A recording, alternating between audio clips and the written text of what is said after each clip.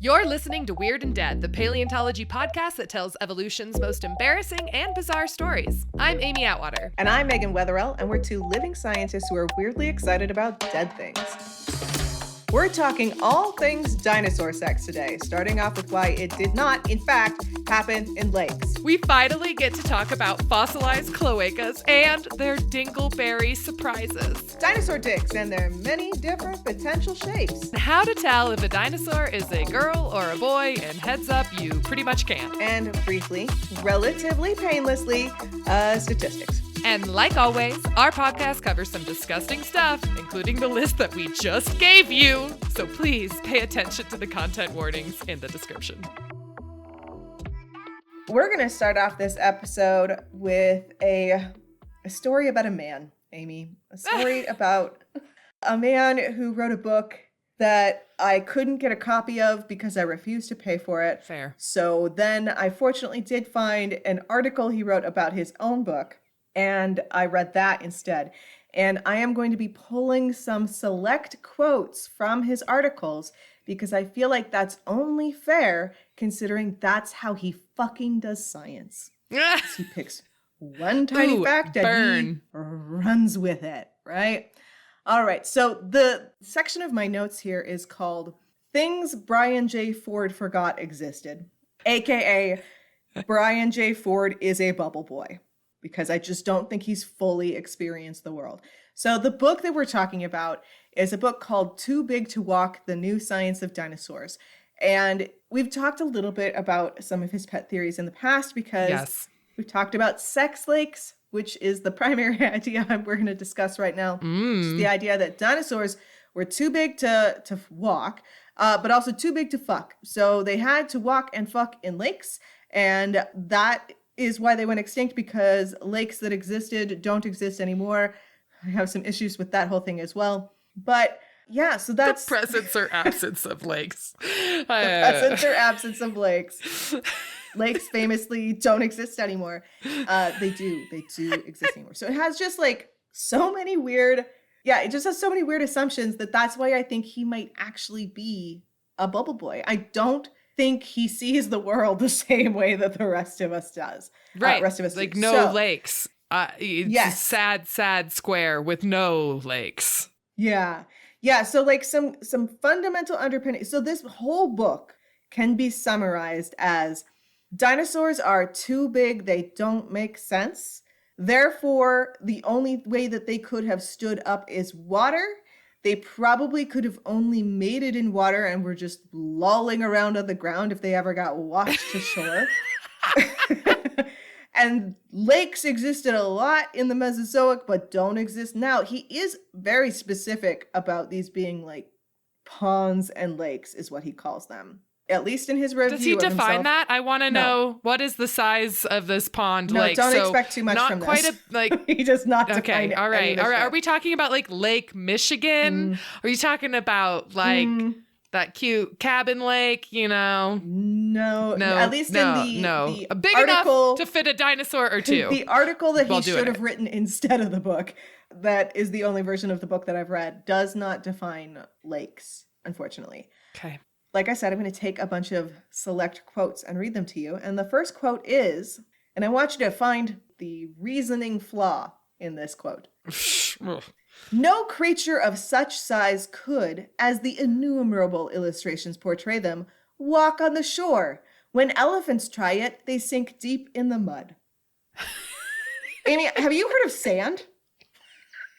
Because Brian Ford has not, apparently. Elephants are always wallowing in mud. Like they're literally. I personally. So we don't understand elephants. We don't understand elephants. Understand lakes. We don't understand lakes. We don't understand mud. I will say that I have personally ridden an elephant into a river. Both of us left the river. This happened in Thailand. It had mud. It wasn't like a weird rock river. Both of us were fine. So elephants, I will say, are significantly more resistant to mud than Brian Ford seems to think they are. And also mud is somewhat famously among geologists not the only sediment to exist. So right, or that we find these big dumb dinosaurs in. Like, as a follow-up sentence, he wrote, It has regularly been concluded that normal alluvial mud would have been so soft that the large dinosaurs would sink in deeply and become trapped. I don't know who concluded that. There is no citation. Yeah.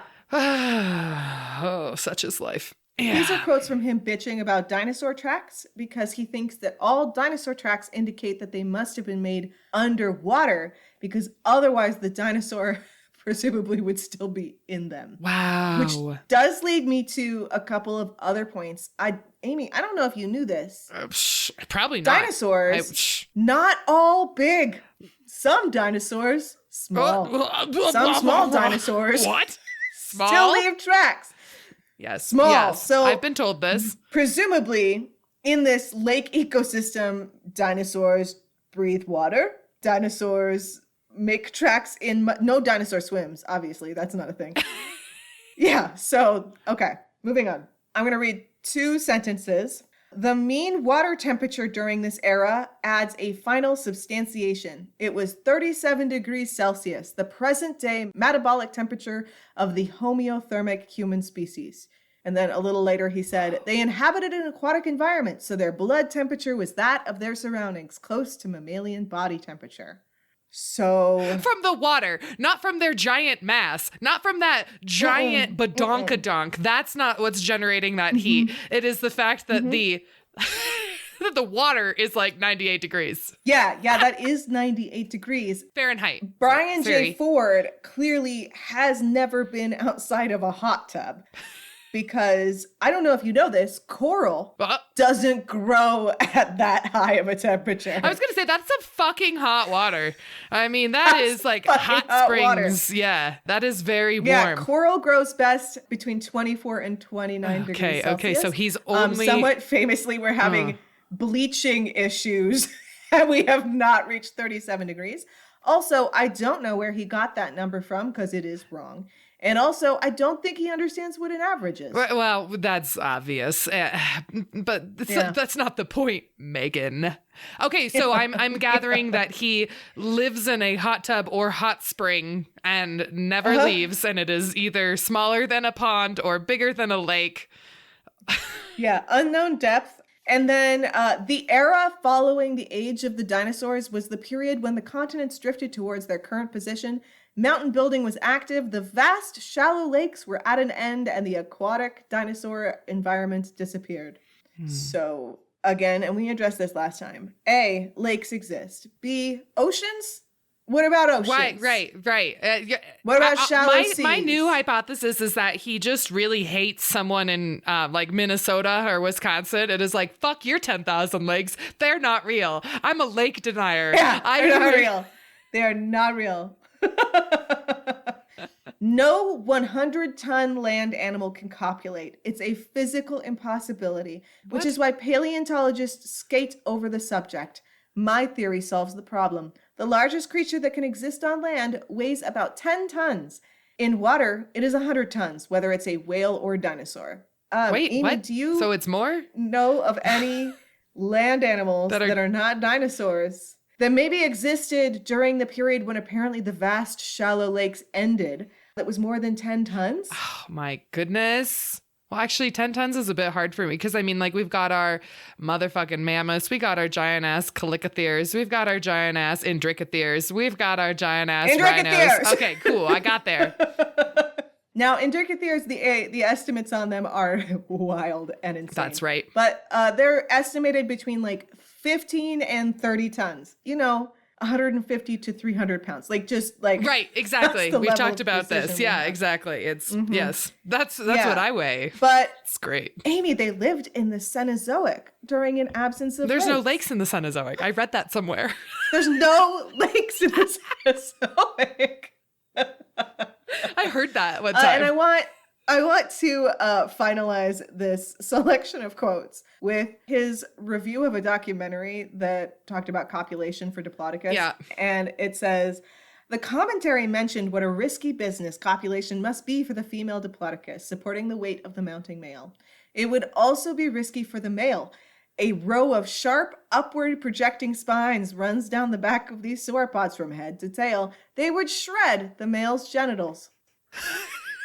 Okay, wait, I have so many questions on that. I mean, maybe I don't understand Diplodocus anatomy that well because I'm not aware of the sharp spines that are along their back that are there, obviously, just to shred genitals, which great idea, though. And I also just love, like, it's such a man move to be like, but it was worse for the man, all right? Let me tell you, it was worse for me.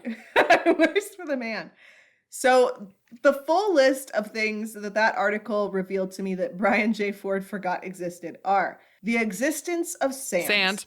Or other sediments outside of mud. Other sediments outside of mud. He's like, fuck you conglomerates, you can get out.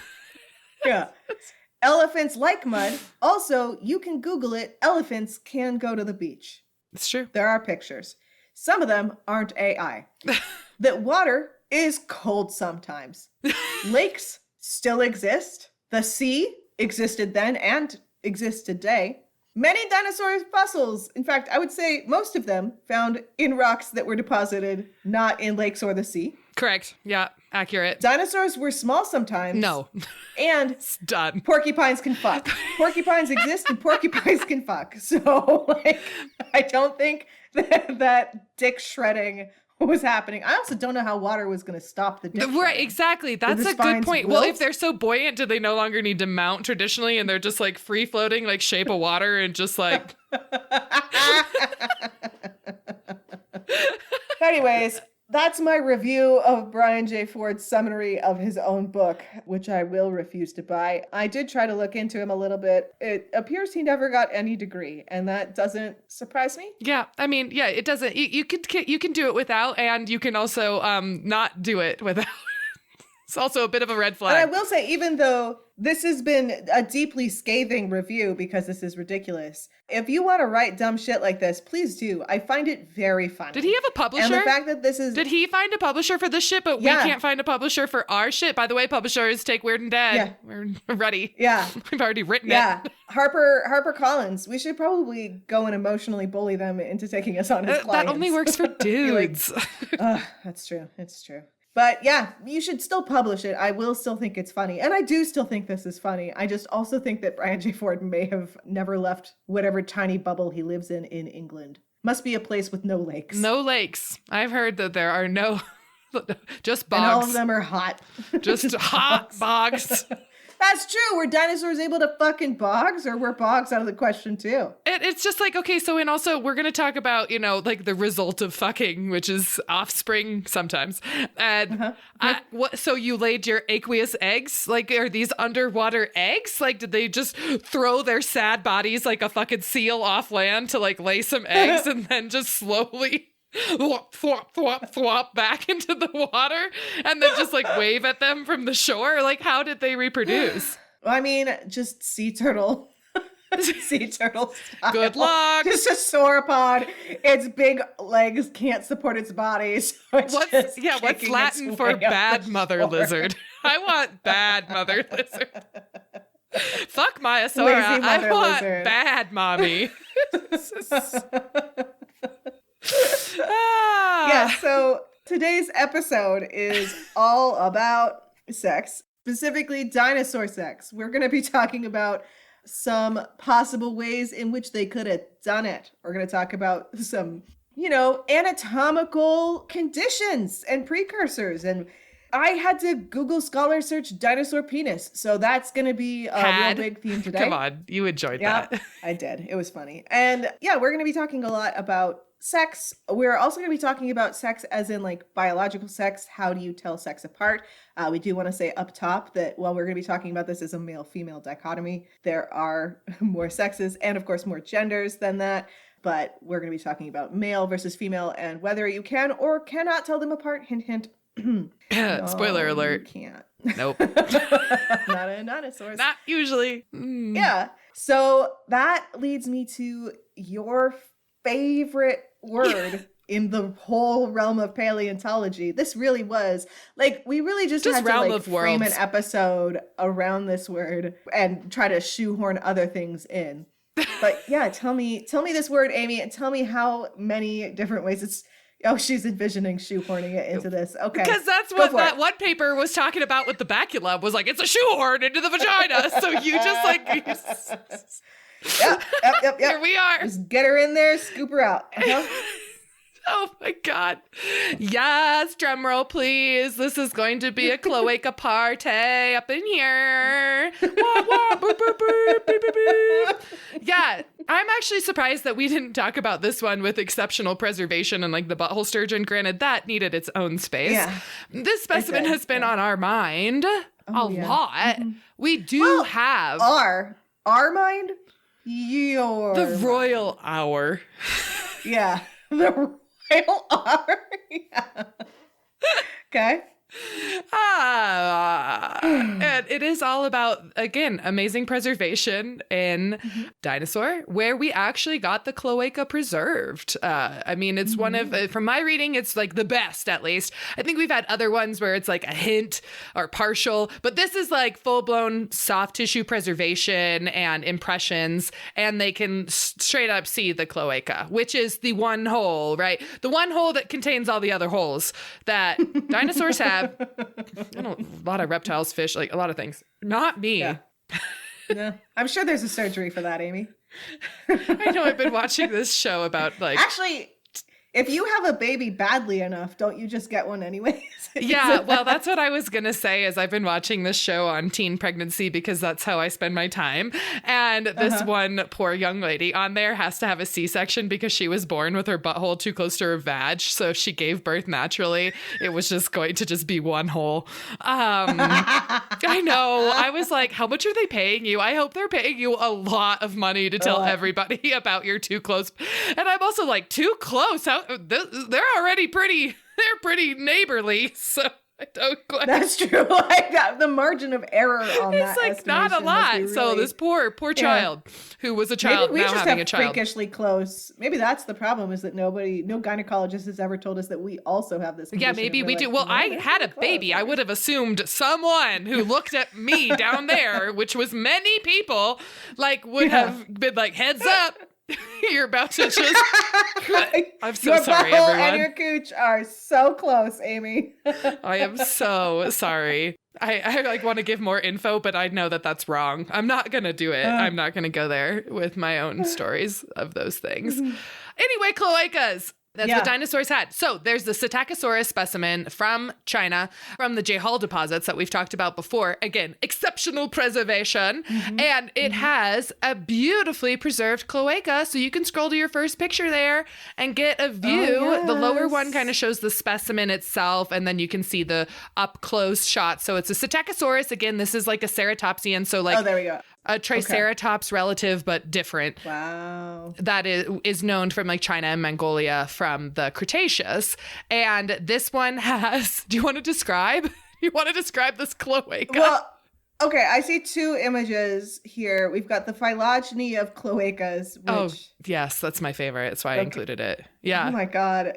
It looks, God, there's definitely like, this is an art form. Yeah. I'm going to read you the quote about how they studied. So many of them cloacas look like frowny faces, and some are smiley faces. Oh my God, you are using some of the exact terminology that the author uses. Do they really? I am not even kidding. I am so excited to read this to you now. Because some of them are like, what? And some of them are like, oh, I got a big old mustache. And then some are like, hey. And then some are like, yeah. Some are like, ooh. Yeah, so what I'm looking at is a phylogenetic tree with some beautifully rendered grayscale outlines of things like monotremes.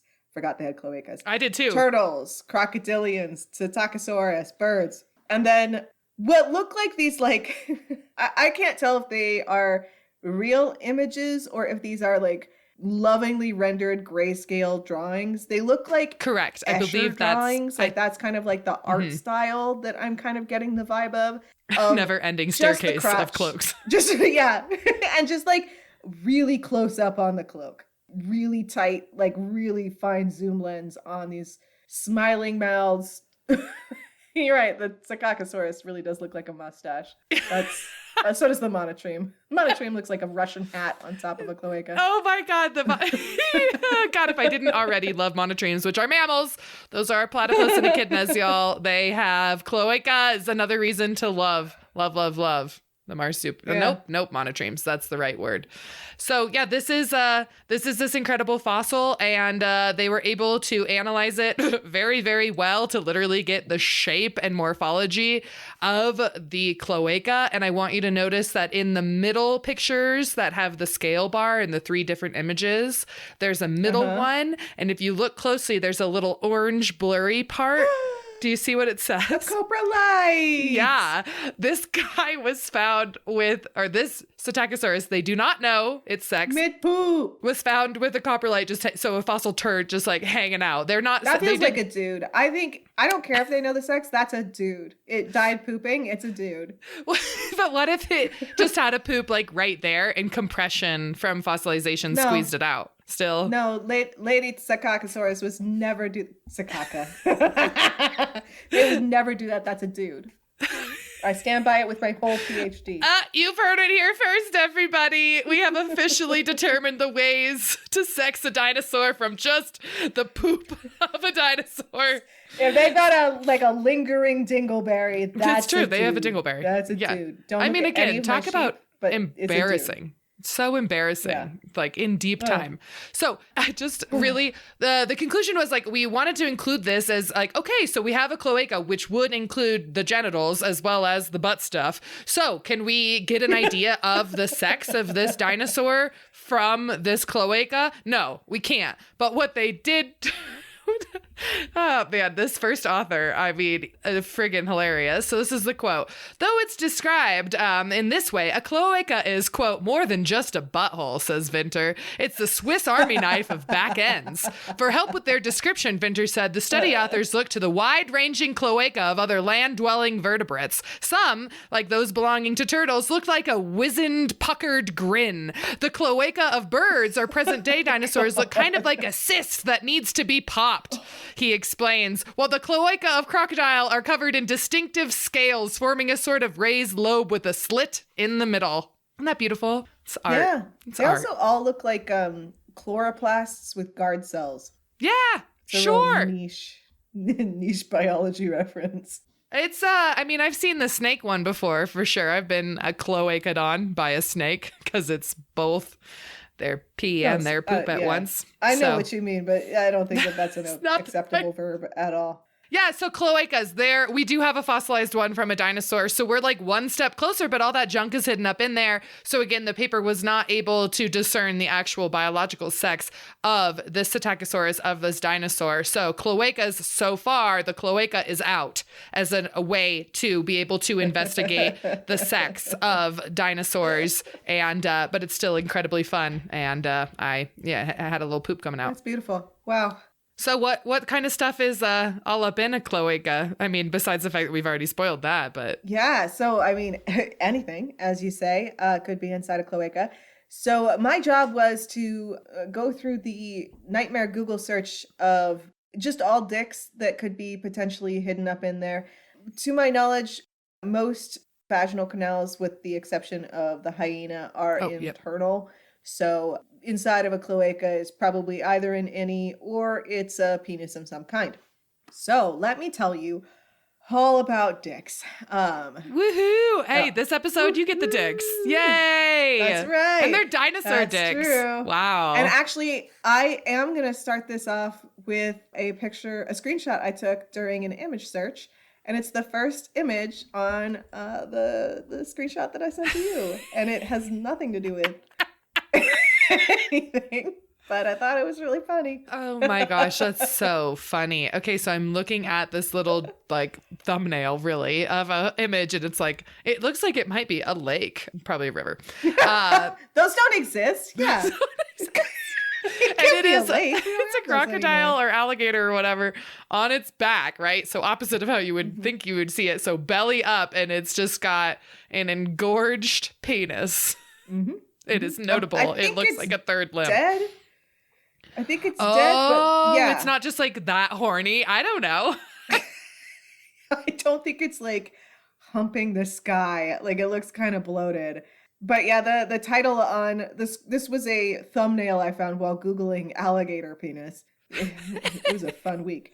And it says, how do alligator erections work? And I'm fairly certain it's just a dead upside down alligator that they picked for the thumbnail. That So somehow that had a very... doesn't work. Oh, so it's just not erect, it's bloated. Erect and bloated. Yeah. Oh. So let me tell you about penis types.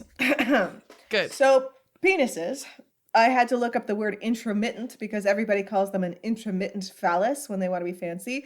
And the word intramittent does not mean it's here sometimes, it's not there sometimes, which is kind of what I was thinking. That's intermittent. Intramittent means I put it inside of the other thing. So it's a phallus that goes inside. And that is important because some of the animals we are talking about today do not have necessarily a phallus. They either have just like a flat surface and you smush them together like two Barbie dolls, and that's how you make babies. We were all right as children. We're like, oh, this is how it works. This is how it works. Or you might have like a really, really small one, or you might have a penis. So as far as animals that are related to dinosaurs, or just for whatever reason included. Mammals are not very closely related to dinosaurs, but all of these papers include them. Interesting. We all want to compare them, I guess, to mammals. We've got the superior animals penis. that have like a phallus that could be external. Sometimes it's internal and it comes out. Okay. Right? So okay. Right. like yeah. Shape of water. doggy Open. red Come rocket. out. Yep. Mm-hmm. Sometimes it's external all the time. Oh. But for animals that have the presence of a dick, so just have a dick in general, regardless of whether it's a Jack in the Box or not. Yeah. You got mammals, of course. Some birds, and that bird includes paleognathids, which are a really early type of bird, or waterfowl. So ducks have penises. Notoriously weird penises. Yep. Crocodiles and turtles. And they all have what this paper was calling a single midline penis, which I do think means that it is mid. And I am just trying to shoehorn in the fact that I know what that word means, even though I am old. So I don't. I'm all I heard was shoehorn again. Anyways, they have a midline, they have a single penis. And that only becomes relevant when you realize that other animals have two. Yeah, so that's right. That leads me to the hemipenes, or the paired lateral hemipenis of squamates, which includes lizards and snakes. So they have two. It's not like it's one and it comes out and it's forked. That's the nightmare dick of an echidna. That's a different thing. Oh, yeah. Squamates, multiple forks. Yeah, yes. Yeah, multiple forks. Don't Google that. Don't Google it. Do not. But you'll never be able to get it out of your brain. It will live it's like forever. The Ring. Once you see it, it's going to come for you. Yeah, it's a lot of hair. I can't believe I just said that. Anyways. So the papers that are written on this stuff are very, very funny because it's everybody trying to be so professional with like the names of their fucking weird dick papers. And one of the papers that I pulled the most information on dicks from is remarkably an animal that's not particularly closely related to dinosaurs. So dinosaurs, their descendants are birds, and they share common ancestors with crocodiles, or crocodilians. So like crocodiles and birds are usually the things that you're looking at if you want to be like, I wish to envision what a dinosaur dick looks like. Yeah, archosaurs. So the title of this paper is Resurrecting Embryos of the Tuatara to Resolve Vertebrate Phallus Evolution. I love the use of resurrection there. I mean, resurrection, the erection. Like, come on, finish it strong here. Resurrection, the erection. Ironically, Tuataras, no erection. Tuataras, no penis. Wait, so what? So they don't have dicks? Tuatara. Yeah, it's a tuatara does thing? not have a dick. Tuataras are Barbie dolls. Just like most birds, actually. They just bump and grind. They just bump and grind. And one of the things that they wanted to figure out in this particular paper is they wanted to know, okay, well, did the dick was dick not there at the beginning? I see. Developmentally, when did the dick go away, or was it ever there? Okay, yeah. And because they wanted to know then, well, evolutionarily, a lot of times you want to look at babies because sometimes babies have characteristics that are more ancestral. And so they looked at the embryos of the tuatara, which tuatara are super, super, super, super protected. They're only found in New Zealand. They are culturally very important. And also I don't think that they're technically endangered anymore. But regardless, pretty hard to get your hands on some tuatara embryos. So the reason they had to resurrect these embryos is they got embryos that had been collected in 1896. What? Yeah. And just in formaldehyde for like that entire time? Mm-hmm. Is there anything to resurrect? Isn't that just like a sad shell of what was? I think they just, put more liquid in them or something so they could see if there was a boner. And sure enough, embryos of the tuatara do have a very small, like, penis thing. I just want to... It disappears when they're adults. I have to make an obnoxious point of the importance of preserving scientific collections in perpetuity for good things like, did a tuatara have a dick? Come on. Yeah. This is important, people. Manage your data and your collections well. Anyway, off my pulpit on that. Yeah, so tuatara, they don't currently have dicks, but it seems as though they lost them. But the question, of course, is, did birds lose them? Because most birds don't have them. Ducks do have them, and they are horrifying corkscrews that they can inflate in like under 60 seconds. And then they fall off. What? Yeah, I'm pretty sure that part of the process is like after they're done, it just like falls off. Maybe I'm totally wrong on that. I don't think it's a one and done, but they do shrink their gonads outside of the mating season. I think that might be what you're referring to. Maybe that's what I'm... Okay, so the Schrodinger's dick of ducks, they match up to a corkscrew-shaped vagina in ducks. There's a whole lot of horror show goes on. Like, it sounds like it's funny, but it's also kind of not. like a defense mechanism on the behalf of the female duck. So, you can fill in the blank there. But they do shrink. I think all birds shrink their gonads, their like sex bits, when they're not mating, because it's heavy and it weighs them down. And birds want to be light because they want to fly. Although I wonder if birds like chickens do less shrinking than other animals. I mean, I imagine chickens do because we've bred them to have eggs all the time. But yeah, that's true. All right. So some birds have dicks. Alligators do have dicks.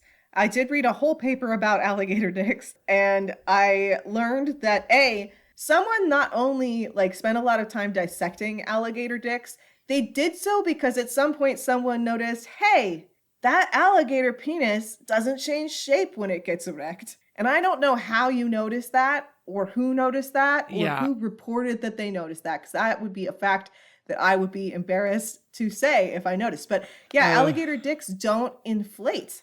Not like regular penises. And that was how it described it every single time. So now I invite you all, anytime that you think about penises, I want you to think about them as balloons, because they are fucking inflating with blood. Well, unless they are an alligator. Right, or fibroelastic versus our vascular. The vascular dicks inflate with blood. True. With blood. Yes. It's a balloon of blood. Balloons of blood. There's multiple tubes of blood. Yes, and it's not that alligators don't like have blood going to their dick when they get an erection. I mean, they, it's muscles that are usually pulling it out of the sheath or out of the cloaca so that they can have sex. It's that they have too much collagen in their dicks. They literally can't expand. And I just kept thinking about it like lip filler. Like, these are some overfilled dicks that cannot expand. But yeah, they don't inflate, they convert. Yes, this is my dick face. She's making what I am assuming is a lip filler face, but it does just sound like she's gagging herself. Yeah. Also, this paper very carefully explained that it's not just the number of penises that sets different animals apart. It's how does your dick open? Because it turns out not a universal thing. So mammals, we have a closed off urethral tube, except for when some of us are embryos. So some species of mammals, including us and rabbits, have a groove when we are embryos. So it actually closes up like before you're born. I'm sure some people it doesn't close up, but that's Wait, whatever. for like females? Or like for No, for males. For males. Yeah, so the But penis is a tube. The sperm comes out the middle like a nasty cream-filled donut. Ew. Gross. I've never seen one. I wouldn't know. That's right. That's how you had a baby, is without ever seeing a penis. A male baby, a little baby boy. Never seen a penis. I refuse to change the diaper. Just kidding. That would be just do terrible. it all in the dark. Yeah, so even though mammals, we think of it, like it's a tube, but it turns out it's actually not a tube in birds. It's not a tube in crocodilians, not a tube in turtles. It's a groove on the top of the penis, or on the ventral side of the penis, so on the bottom of the penis. Okay. Although I didn't look into it, but ducks have a corkscrew-shaped penis, and if it's a groove, I guess it stays on the ventral side the whole time. They're not tying it into a figure 8 knot, but it just seems like that would be more complicated. But yeah, we also have grooves in an embryo stage. Oh, wow. Well, yeah, I mean, development is fascinating. The gubernaculum in particular is just a fascinating story. Yeah. Oh, gross. So those are your dick options. Those are our options. And the truth of the matter is we do not know what option we see in dinosaurs. Now, given the fact that birds have both a Barbie doll blank-faced kiss kind of style. It's called a cloacal kiss. That's why I call it a kiss, where they just smush, smush, smush, and then they're done. But birds also have things like ducks, where they actually have an external penis, whether or not they lose it. I don't think it falls off, guys. Don't listen to me. I think people see it deciduous dick. I think people just see the little curly fry hanging out the back end, and they assume it is in the process of falling off, but it just means it's out of the cloaca. So I think I'm super wrong. I don't want to perpetuate fucking just fake news. They hold on to their creepy little curly Q cocks for the next season. So because birds have different styles of dicks, it kind of stands to reason that probably dinosaurs didn't just have one type, but also hemipenes, where you have two. Just so you are aware, they don't use them at the same time. They're not shoving them both in there. They dip in with one or the other. So they use them alternately. Which makes slightly more sense when you unfortunately Google pictures of lizards mating, because they have to come in at each other from the side. So, it makes sense that they're not trying to get both right side, in left there. side. Right side, left side. Yeah. Do you favor your right side? Do you favor your left side? Oh, wow. Probably some weirdo has done a research project on that. Yeah, that's weird. So dinosaurs probably didn't have hemipenes. They probably had a single midline penis. It probably had a ventral groove. That ventral groove, by the way, is called the sulcus spermaticus. Yeah, sounds about right. And they may have had no penis at all. They may have, that doesn't mean they had internal fertilization, but they may have done things more like the cloacal kiss style that you see in birds, where so they really don't even have it all shoved together. They're just close together. But what delivers the sperm even to the flat, sad cloaca surface? Just like a splooge hole. Yeah. Lovely. Also, just another note of you just rub it near each other and you get pregnant. That's horrifying. It's that's too easy. I mean, I have chickens, and I can say that they're not rubbing each other's faces with sperm. It's a cloacal kiss. It's cloaca to cloaca. It's you don't want to waste that good seed. Ugh, God. I can never look my rooster in the eyes again now. You have a rooster? So you have fertilized eggs? Dang. Yeah, do you not remember the whole thing where Logan conveniently forgot it was his job to pick up eggs, and so now we have 5 fucking roosters because those bitches multiply? Yeah, they tend to do that. That makes sense. Yeah. Yeah. Delicious. Just with that's that dinosaur, cloacal kiss. Okay, dicks. I like a cloacal kiss though. It's cute. It's not. Cute. It's which really one gross when you out think of about all what of it these, actually which is the easiest in our lake? Which one is most lake centric? I mean, if you're in a lake, so you would need. we'll I would get think into eggs, but I think you would need it to go inside, because otherwise, wouldn't all the splooge just go into your lake? Yeah, but and maybe sometimes that's fine. And they just that's swimming how in. Fish do it, because fish have but fish do it after they don't have shells. Like after like they the put female the eggs out. and then they just go crop dust them. Yeah, and we do think that that dinosaurs have internal fertilization. So we don't think it was, crop dusting, as you so kindly supplied, a bunch of eggs, especially since we do have fossilized dinosaur eggs and they do have shells. These are amniotes. They have extra shells. So I suspect probably they had some form of dick, but I couldn't really speculate on the exact shape. I'm sure it was horrifying. But Adam and Eve, if you want us to speculate on that shape, if you want us to speculate, we will. If you want us to speculate about how much cartilage or how much collagen is in that fucking dick, we will give you citations to back up our design for your latest dildo. We can call it the sulcus spermaticus. Yeah, it's just going to be like, exactly. Never mind. But then we'll make an exception to this rule. Yeah. So that's what I have on dinosaur penises. Dinosaur penises and a dinosaur cloaca. What a magical journey. Maybe we'll finish it out on sexual dimorphism. Yeah. How do we even know? Can we tell if a dinosaur was male or female? I mean, no. The simple answer to that is no. No. When I was thinking about this topic and whatnot, we were going to talk about, and I got assigned this one thing that's my fault because I went to the conference and I heard the talk and I was like, got my eyes stuck because I rolled them so hard. And it all comes back down to sexual dimorphism. So I have to talk about that. What we're talking about is distinctions between the sexes in terms of like size or shape. Sometimes it's size, sometimes it's cranial ornamentation, sometimes it's like a peacock with the, crazy fucking feathery ass, all that good stuff. And whether or not you can, humans have sexual dimorphism, there is differences between the size and shape of males and females. Males tend to be larger. Females tend to be smaller. If you found my skeleton in the fossil record, would probably be interpreted as a man because I am giant sized. So I have made my peace with that. That's fine with me. Yeah, so sexual dimorphism is like, we know that it's present in a shit ton of birds. We know it's present, I think, in maybe in some like crocodile, alligator things.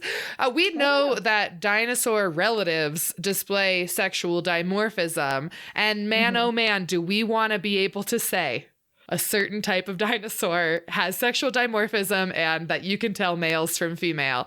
And unfortunately, the data just does not back that up, but people keep fucking trying. We can't even tell if a dinosaur is a fucking baby. Well, you're going into why one of the things is a problem is like how on earth. So this great paper that we're going to talk about. So sexual dimorphism in the fossil record is incredibly hard because dinosaurs everyone wants to be like, yeah, birds are dinosaurs. And they are, but like it's different because they look very different and they act very different. So to be able to say like, I can see how dinosaurs behave by watching birds is probably not true because birds are so derived. So we don't have any modern like exact T-Rex, whatever, running around to observe and see their population differences and what they do. That is kind of like, I can tell what a pelycosaur acted like because I can see Steve, my neighbor. Yeah, right. Yeah. That's a little bit further derived, but still. But I mean, still within this realm of kind of insanity with how this works. So it's really, really hard because mostly lack of a sample size. Some species don't have this problem, Oreodonts, but most, at least in dinosaurs, really, really, really do. And also then on top of that, it's that there's so many other fucking things that could be contributing to this that is not dimorphism at all. And that could be things like age, ontogeny, how it fucking grew up, right? So we're, like you're saying, we can't even decide if Nanotyrannus is a pygmy tyrannosaur or if it's a young T-Rex. Okay, we can decide. People are just very loud. So it's like, and then you're trying to tell me the difference between a female and a male T-Rex when you can't even tell me a young versus old T-Rex. So we can't control for ontogeny because we don't usually have a great grasp on how old the individual is. There's this thing called variation within a species. It's pretty pronounced. We're all like not my whole dissertation. No. Yes. And so like I read in this paper that they're like, yeah, there have been claims with only 2 specimens that they've tried to draw conclusions about sexual dimorphism. And that is just bullshit. That's just garbage. It's garbage because it could just be individual variation. Then there's like taphonomic things. So what happens to that fossil between when it died and when it was discovered? They can dry out and desiccate. Like things can happen to them. Or like we talked about pathology. So it could just have like literal osteomyelitis, and we might have interpreted as like, that's a big, robust male or big, robust female. In Oreodonts. And you've done that in Oreodonts, right? Not me. We, as in the colloquial, that's in the royal, we, as in other paleontologists, not me. Yeah. No go. Geography, another one. Okay. So like, we see this in modern species. They can be in the exact same species, but there can be geographical variation within body size and also like bears and all sorts of stuff that show this. And then what I also really appreciated was like stratigraphy. And I get so frustrated with so many paleontologists who probably needed a more thorough geology background than they received, who love to just minimize where the different specimens are from in the rock layer and how they could be separated by like tens of thousands, if not millions of years. And you're trying to interpret them as male versus female when you're just seeing them at different temporal moments in Earth's history. I have some issues with Triceratops for this. I am not convinced that they're like, it's anagenesis between the 2 species. And I'm like, show me I want to talk to a stratigrapher and a sedimentologist about your interpretations before I just am going to take that. Anyway, so like, it's really, really hard. And I think a really fascinating point from this paper was that so many papers in paleontology that go in being like, we're going to identify sexual dimorphism in dinosaurs, go in with this assumption that there is sexual dimorphism. Therefore, when they find bimodal distribution, or you see 2 different areas kind of pan out with your measurements, it is instantly and automatically assumed to be sexual dimorphism and not any of the other shit I just complained about, because you can tell I'm upset about this stupid thing that doesn't concern my life at all. It is annoying me because it's bad. And like, people have tried to make claims about like the vertebral column spaces, the spacing between stegosaurus plates, like caudal tail vertebrae that would have been then used for mating displays. And it's like tiny sample sizes that do not hold up statistically. And again, are very just so kind of like, hey, they're setting themselves up to not really they're not eliminating all of the possibilities, which a thorough scientific investigation should be able to eliminate everything until the few that they cannot eliminate. And then that's what I'm going to listen to. So you want to hear about some terrible examples? One in particular? Yep. I haven't thought about how I'm going to talk about this. So I went to a conference many moons ago, and I witnessed a talk, and the abstract is publicly available, so I don't feel weird talking about it. I'm not going to talk about anything that isn't in this abstract. Where they're talking about the neural spines of the tails of hadrosaur dinosaurs, specifically Edmontosaurus, the biggest of the hadrosaur dinosaurs.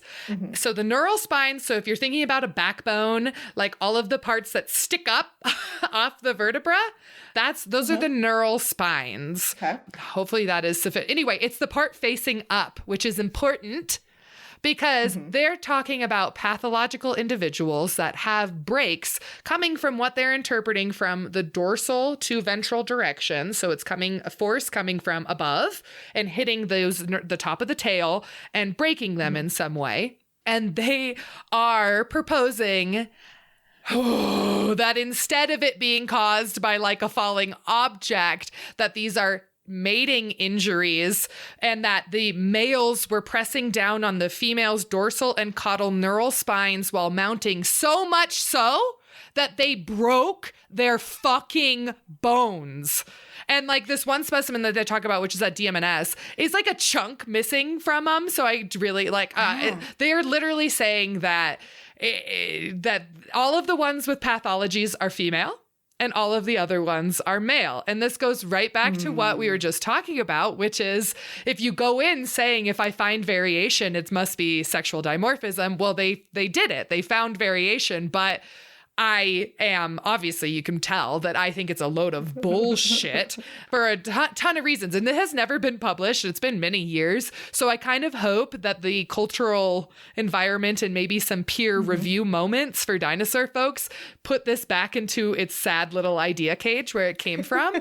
But this is the kind of stuff that comes out really often in dinosaur paleontology, is looking at, being like, oh, well, there's bimodality, so we can see two different distributions. We can see two different groups. Therefore, it must be male and female. I just want to say that that's honestly a step forward. Like, I know that it's kind of annoying and like people are still doing it wrong, but at least we are considering that dimorphism exists and not just naming them as new species. That's true. That's a good thing. And also what I have seen and what Jordan Mallon has seen, although I don't think he actually would put it in the paper because he felt too bad about it, but he did mention it at a talk, is circular logic in how we define sexual dimorphism. So regardless of whether you decide that the two groups statistically that you see are male and female, if they are two different species, if they're the same species separated by time or space or whatever, the important thing is how you discern that there are two groups.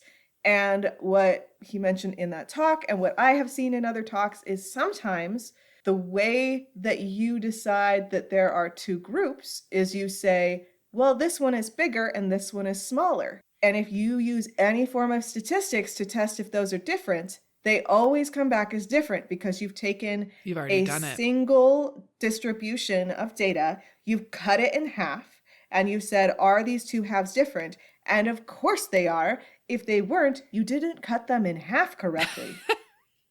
Right. And I've actually seen this in recent papers, not on dimorphism, but on species. Just saying, well, that species is bigger, that species is smaller. I did a t-test. They came back as different. They are different species. No, you said it would be like if we lined up every human and we said anybody who is above 5'10" is a tall person.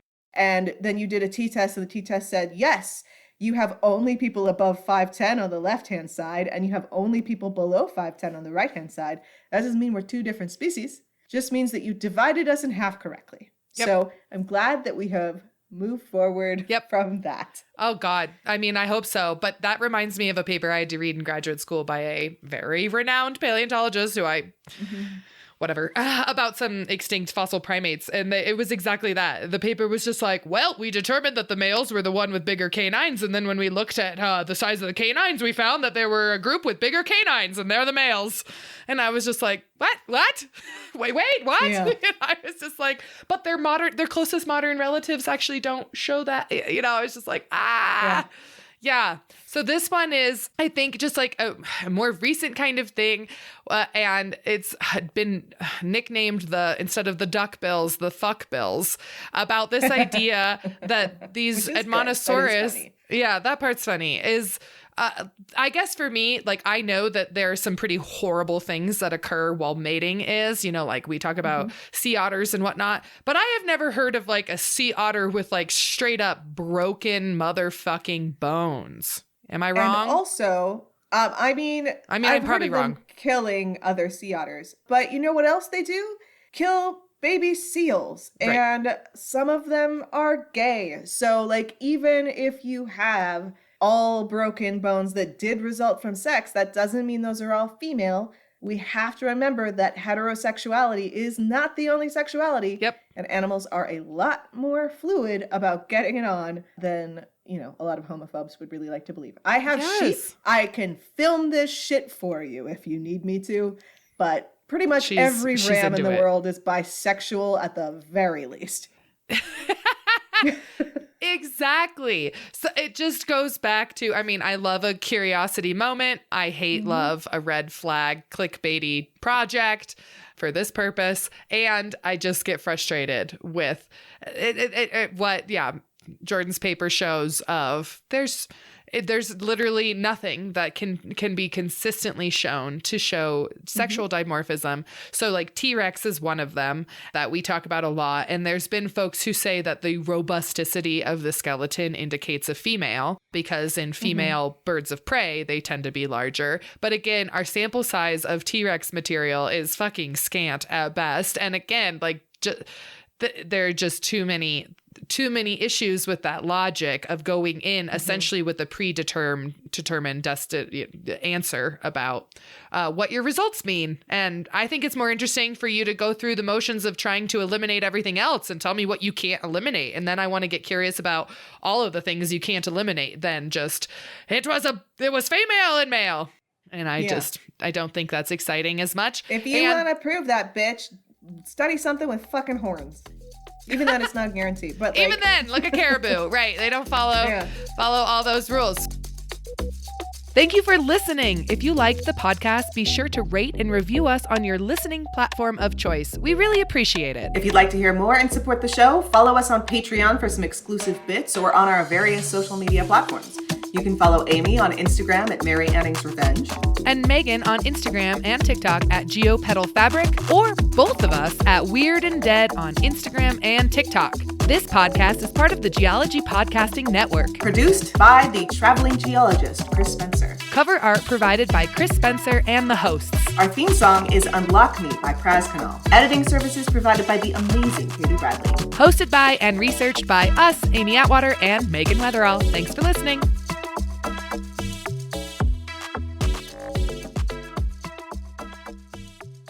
I am. I think so. Oh, no, I'm not. Oh, my. Well. Okay, there I go. My mic had fallen and it couldn't get up. Remarkably, can't get it up is not one of the topics of today.